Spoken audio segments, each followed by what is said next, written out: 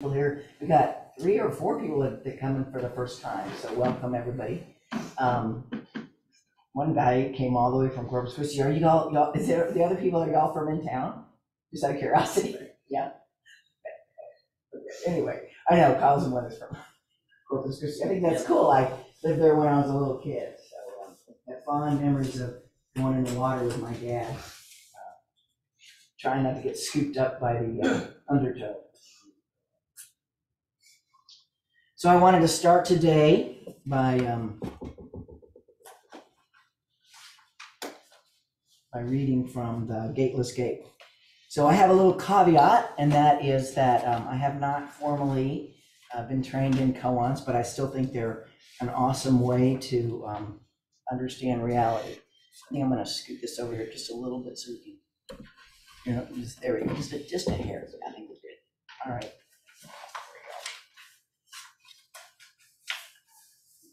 So this is the very first koan in this book. And I picked it, and this book actually was donated to us by Byakurin Judith Revere, who was the guiding teacher from Clouds and Water Zen Center, which is where I've trained for most of the last 12 years. So I'm very grateful for Byakurin's generosity. She and her husband are moving to LA, so some of the books. All right, so this is Joshu's dog. It's really, the case itself is very short. The monk asked Joshu in all earnestness, does a dog have Buddha nature or not? So this is Mumon's commentary. For the practice of Zen, you must pass the barrier set up by the ancient patriarchs of Zen. To attain marvelous enlightenment, you must completely extinguish all thoughts of the ordinary mind. If you have not passed the barrier and have not extinguished all thoughts, you are a phantom, haunting the weeds and trees. Now, just tell me, what is the barrier set up by the patriarchs? Merely this mu. Oh, I forgot to say what Joshu said. Let me go back. A monk asked Joshu in all earnestness, does a dog have Buddha nature or not? Joshu said mu. So I'm going to go back. So when I first started doing Zen, I started doing it in the Rinzai tradition, which is famous for these koans. And so after we would sit and we would have a little service, and then we would actually do a different sutra, a different verse. But then at the end of it, everybody would sit in a big circle facing each other, and everybody at once on cue would go, "Moo!"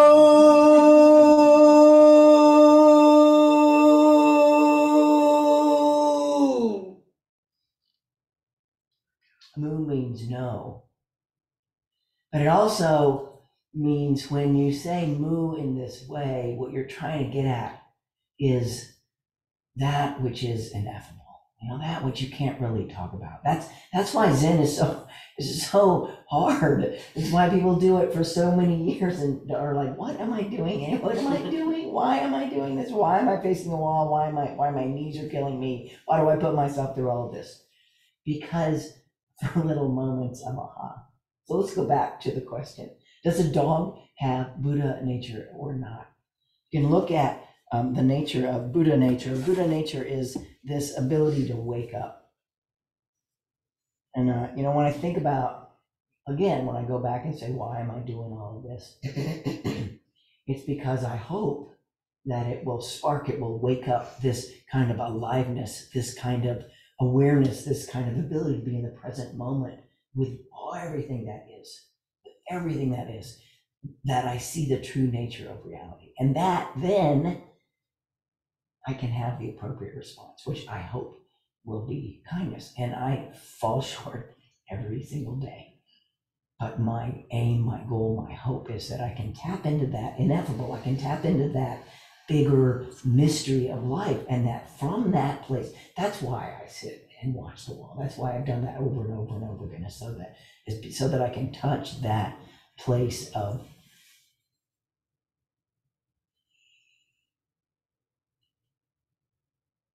great vastness. And it's not an adequate word, but love, so that I can come from that place in my interactions. And what I want to do, a lot of times what I'll do is I'll talk and talk and talk and talk, and then I'll sing at the end. I'm going to sing now, so that at the end, so what I want you to be thinking about is, because I really would like to have some interaction. So I'm going to sing this song.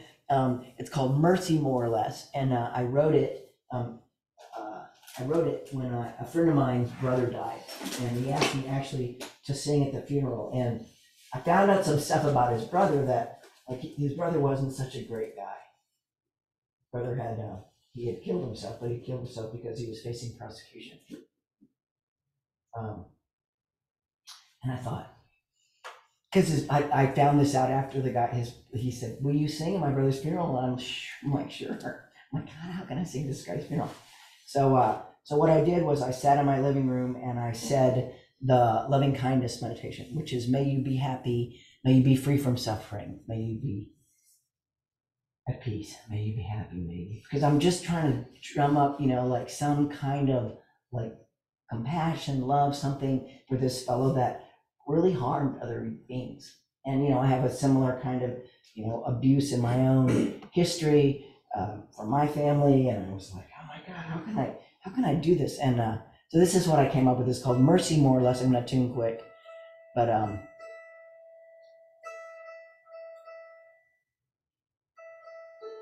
is it a mandolin? It is a mandolin. Thank you. It's not a ukulele. It is a mandolin. It's my favorite mandolin. I started playing mandolin because it fits on the back of my motorcycle. I had this dream. I think at the time I was teaching yoga, and I wanted to go travel around the world, not around the world, but around the States, and go to yoga studios and play the mandolin and teach yoga, and then I was diagnosed with cancer. That's what actually brought me in here.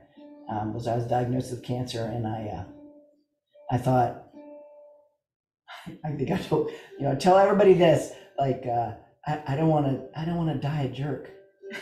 I'm still a jerk. I've been sober 30 years. I know how to meditate, but I can't figure out how to quit being a jerk. I still struggle with that. Like that thing, the kind of person I want to be is the kind of person that, they're flexible, they're easy to be around, they're not rigid. People like that, like you go up against them and they're like a brick wall, or like you say blah blah blah, and they're like, that's my natural tendency. That's my habit. So my hope is that, I'll be more like, hey, yeah, let's just go with what is. Anyway. So I can have mercy for you. You can have mercy for me. We can have mercy for each other. Oh, by the way, I do think that dogs have Buddha nature. I do. I think they do. I mean, do you have dogs? Anybody have dogs? Oh my God, dogs are like the best. They're like, oh my God, I love you so much. I haven't seen you for 3 seconds. I mean, like, I love dogs. I miss having a dog. Anyway, mercy, more or less.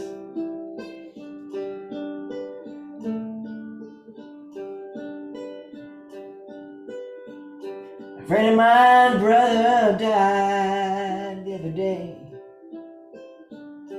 It got me thinking about my life. Thinking about the things I did and didn't do. Things I can't make right.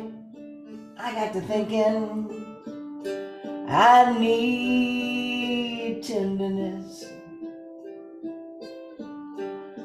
I need compassion. I need mercy, more or less. I need love. It hurts so bad and it so deep,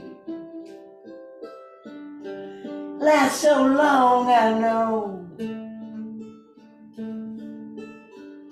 I don't know if you can look into your heart, see that you're a lot like me. One day you may need tenderness, you may need compassion, you may need mercy more or less, you may need love. This is the part where my duo partner plays his solo on his violin.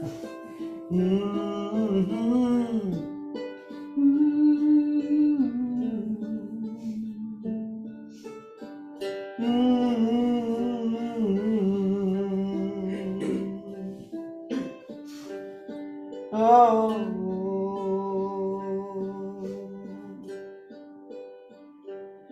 So if you're sitting in your living room thinking about your life, adding up good and bad,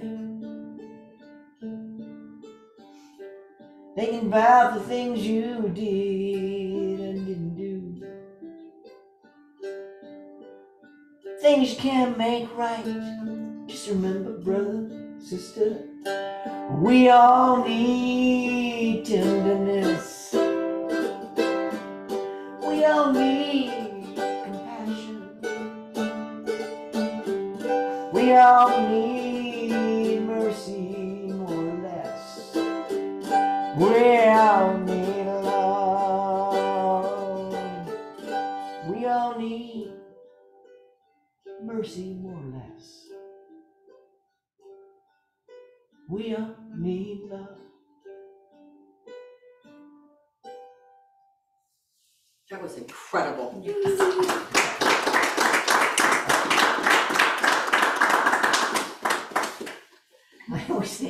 I always think when I talk, I think there's so many words and so many things that could be said. It's hard to capture it. So this moo is trying to be with everything, is trying to understand the nature of true reality.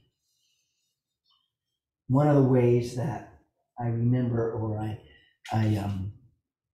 that's one of the things I find really difficult is this in Zen, a lot of times they'll talk about emptiness, they'll talk about vastness, they'll talk about absolute reality. And then there's like, everything is just absolute reality, but then like there's the very real way of like, how do I deal with this difficulty right here? And one of the ways that I keep things in perspective, because sometimes when it seems like whatever it is, my dad used to say, my parents both used to say, nobody suffers like I suffer, which means that when, you're in the middle of going through something, it feels like really, I feel all alone and I feel like I'm the only one that's ever felt like this, which is never true, but it always feels like that. So one of the tools that has helped me kind of get maybe a bigger picture is it's called the 5 remembrances. And it goes like this: I am of the nature to get sick. I am of the nature to grow old. I am of the nature to be separated from those that I love. I am of the nature to die. Impermanence. I am of the, and my actions, karma, that's what people call that karma, but my actions are the only thing that will live longer than I do. It's kind of like, sort of like good news, bad news, good news, bad news. If I do something that's helpful, then if I do something that's loving, that's what they remember, that will remember about me. Another thing I remember my dad used to say would be, like if you're worried about, if you think that you're so important, you're about as important as like, have you ever like stuck your hand into a bucket of water and then taken it out? Like that's about how much will be remembered of you, which is sort of good news, bad news. Sort of like if you messed up, well then people are going to be okay without you. But if you made some difference, you made some difference and people are going to remember that. So for me, that helps me when something happens that is difficult. It helps me put it in perspective that we're all subject to all these causes and conditions, and that then I can extend out a little bit. I can expand out. Could you turn the clock, please, a little bit so I can see? So that am I supposed to be done at 11? Am I done? 11:30. 11:15-ish. Okay. It's almost 11. I'm like, oh man, I'm supposed to be done now. You're going I'm to like, the Jeopardy. okay, I don't get off that easily. Okay. At any rate, yeah. So having that perspective actually really does help me.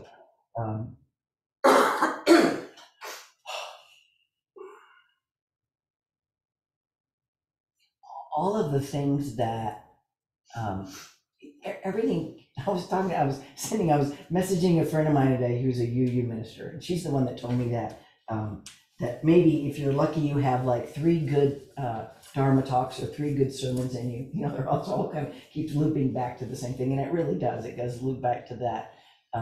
For me, is that I need tenderness, and the way that I grew up, it was difficult, and I didn't have much mercy for myself. The thing that's a little tricky when anytime we talk about, and this is I think what the moo is approaching, is that anytime I talk about this transformation or this connection of reality, it loses something in the translation. You know, the way that I feel like that I've been able to transform myself is by zazen. It's by daily meditation, but it's by like meditation with other people on a regular basis, like by being in session over and over and over and over again. Because what happens is that then, first of all, you're not doing it by yourself. You're not trying to do it by yourself. Like nobody, like that truth is always here, but we can't always, like beauty is always here, but we usually have to be in a garden to see it. Truth is always here, but it's hard to get to by yourself.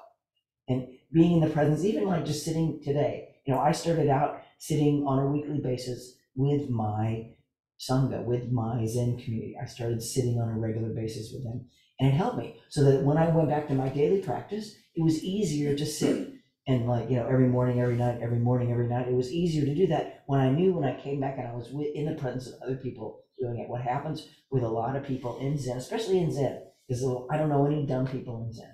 I mean, most people in Zen are really smart, and they get through things through their head, and they read a lot, and they've studied, and they're doing the thing, and then that's why people usually will end up coming to like a Zen center or a community or something where they're like, man, I still don't get it. This is really hard. It's like, yeah, this is the nature of reality. It's really difficult to crack that nut. And when you have the stories of these Zen monks that studied for 7 or 10 or 12 or 20 years with this teacher, and then he went to another place and he said this teacher, and then he had to come back to his original teacher, and finally he got it, with the same, moo, with the same finger sticking out, for the same, all of that. So this process of being in community, and we rub up against each other and we make each other smooth. When I was listening, Wu Go he's a teacher of Chan, and he's in Florida. And I heard he was talking about, he was giving this talk on the Heart Sutra. And he said, what I tell people to do if they want to, become enlightened, is I tell them, go volunteer, go work with people, go volunteer at the homeless shelter, or go volunteer at a soup kitchen, or go someplace where it's difficult to be with people, because that's where the rubber meets the road. When you're with people that it's difficult for you to be with, that's when you have the opportunity to actually practice. That's when you have the opportunity to see, oh, can I actually be kind? And what I sadly find out is that as hard as I practice, it's still in real life, it's not so easy to do.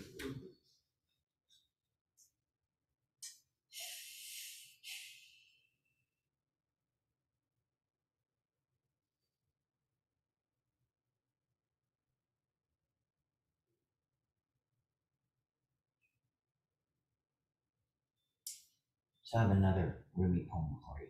It's called The Music. When I started reading this poem, I was in my 30s. I'm in my 60s now.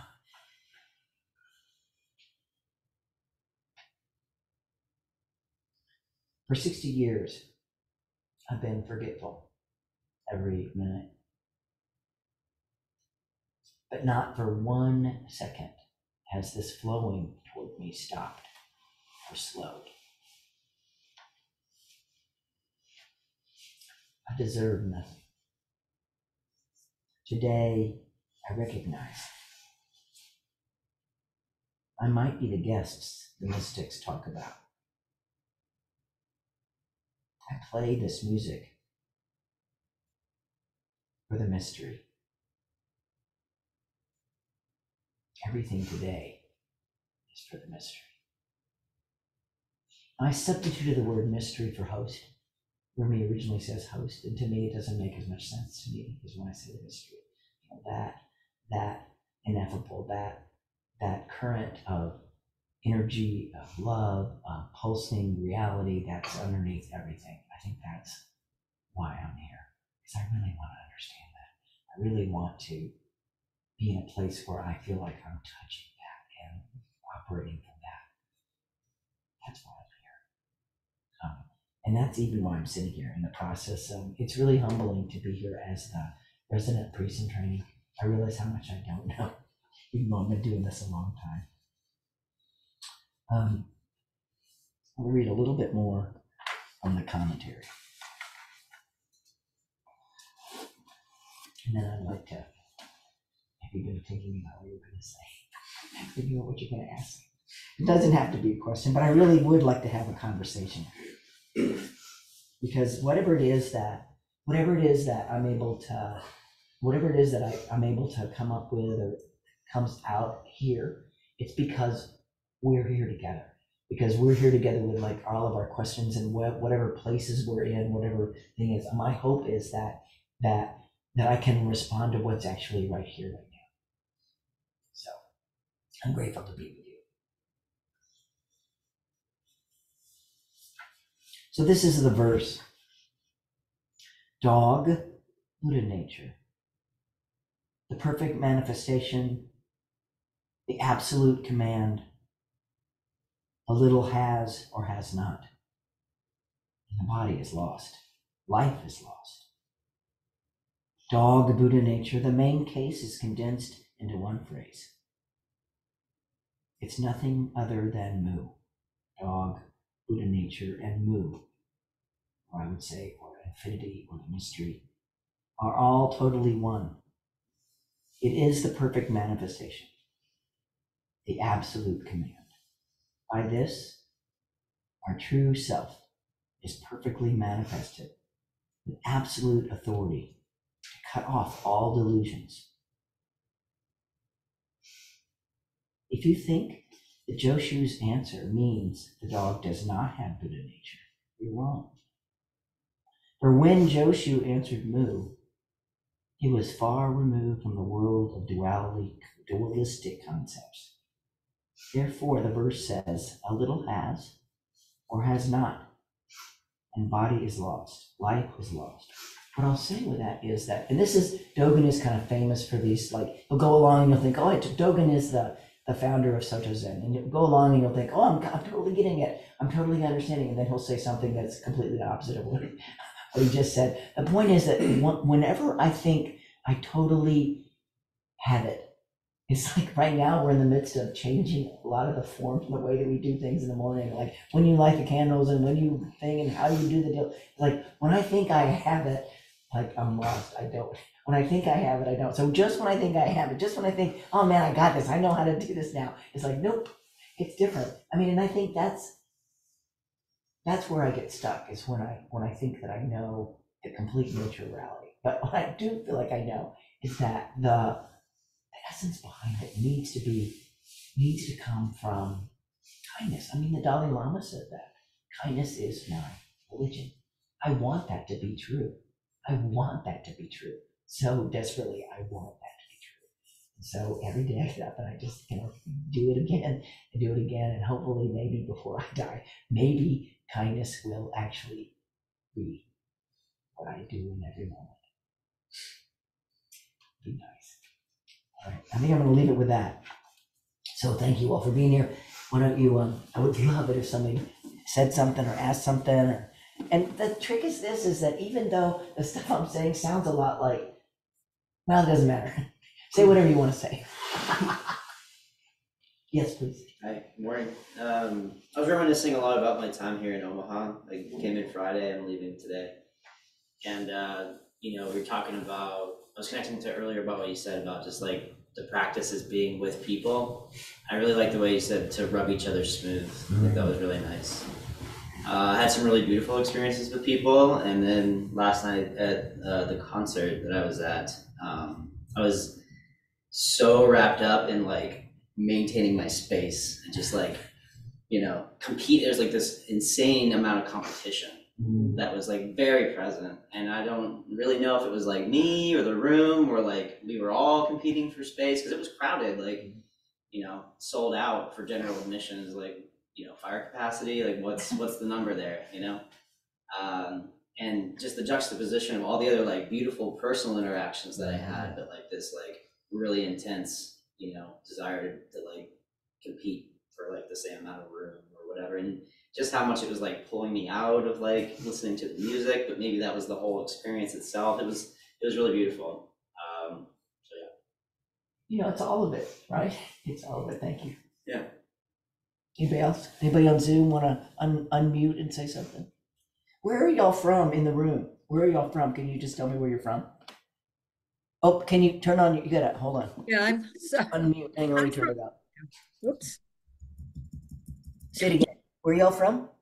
I'm from Boone, Zen Fields, and I also practice with Nebraska Zen Center. Oh, nice. How about the folks with the Enzo on the wall? We're the Lincoln Zen Center. Oh, cool. Oh, neat. Okay. Awesome. Oh, hey. Oh, hey. Hey, remember me? Good to see you. And then Matt. All right. Yeah. Hi. Sorry, she's determined to grab my microphone right now, but I'm in Lincoln. All right. Did you want to say anything? Other than that? Sure. Oh, go ahead. I also wanted to follow up on that comment about the stones rubbing each other smooth. I've very long been the sort of person to always be kind of yielding to others to avoid a confrontation, to avoid that sort of friction, and that's a habit that I've been working with a lot lately to try to find a healthier relationship to that. Sometimes it is useful to yield in that way, but I also know that there have been times where I've done some form of harm, not actively, but by, being unwilling to challenge something that really needed to.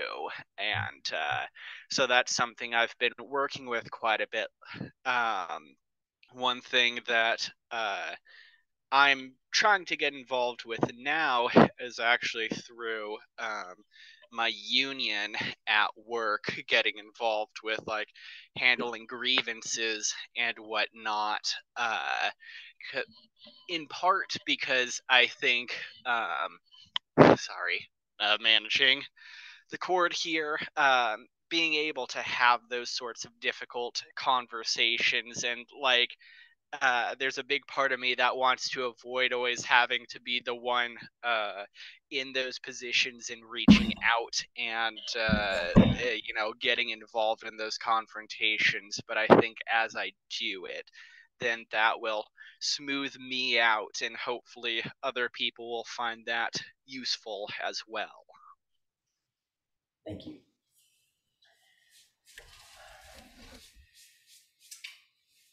Thanks, Taizan, for the talk. Benji, by the way. And you were speaking about how you desire to be kind, and I was thinking maybe, and this is just my opinion, maybe sometimes for me, if I'm not kind, by my own definition of kindness, the actions that I take might be the best actions in that moment, and they might not be seen as kind, or like it could be like compassionate anger, Cruel to be kind. you know, like, so I think that's, and I was asking, you know, I have a dark side, you know, and I was asking, I need to fix my dark side, you know. I was talking to Daishin about it, and I said, I need to fix my dark side.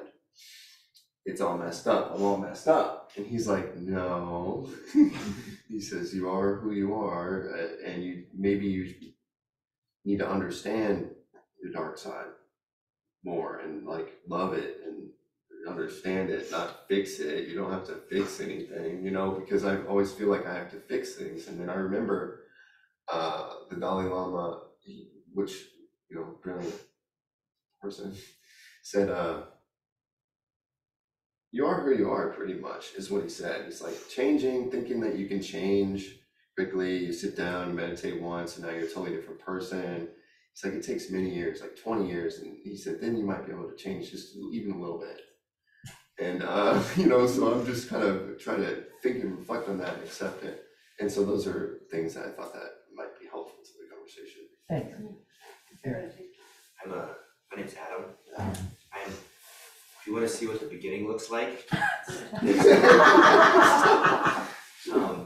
first time I've been watching this place online for about a year, and I had a healthy bed a few years ago, and what was working for me stopped working. And you said something about I've read, I can't count how many books in the last couple of years trying to figure it out. And a few weeks ago, I have a coach and a mentor, and they're like, you are so confused. And it's sung to me. And so I just want to say thank you. Thank you so much for being here. Pam has had her hand up. Go ahead.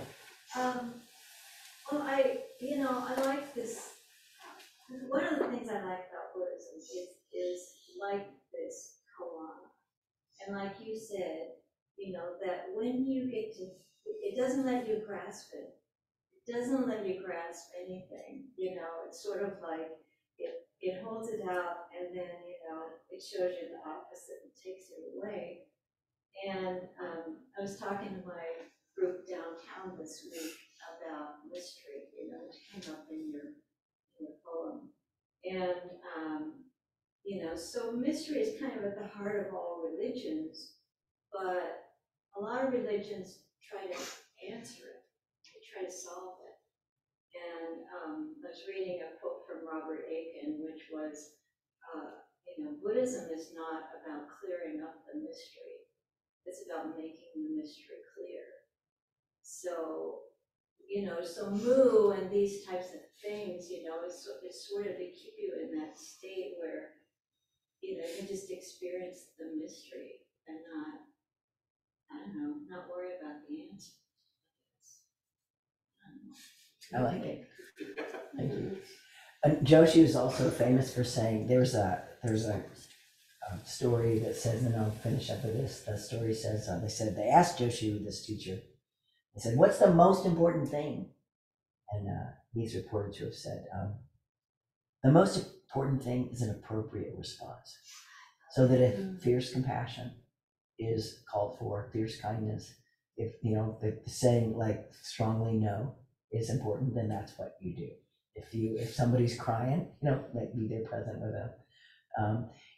Pema Chodron talks about, you know, not having idiot compassions. I think that's an important thing to remember. Thank you all so much for being here. I appreciate your presence.